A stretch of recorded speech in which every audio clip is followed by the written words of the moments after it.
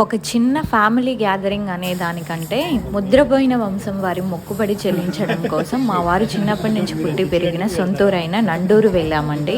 ప్రతి సంవత్సరం ఆ ఊరిలో ఏప్రిల్ మంత్లో తిరణాలు అయితే జరుగుతూ ఉంటుంది. తిరణాలు అయిపోయిన తర్వాత 1 వీక్ ఇలా మొక్కుబడి చెల్లిస్తూ ఉంటారు. ఇయర్లీ చేస్తూ ఉంటారండి. ఇక్కడ గోంగూర ఉడకబెడుతున్నారు బోటీలో కలపడానికి. నాకైతే చాలా టైం పడుతుంది బోటీని క్లీన్ చేయడం.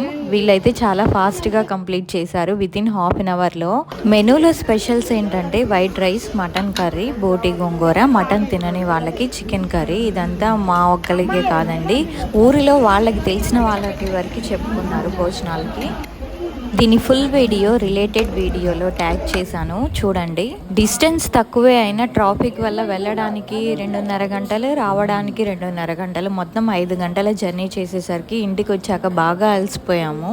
వీడియో నచ్చితే ఒక లైక్ చేయండి, నా ఛానల్ని సబ్స్క్రైబ్ చేసుకోండి.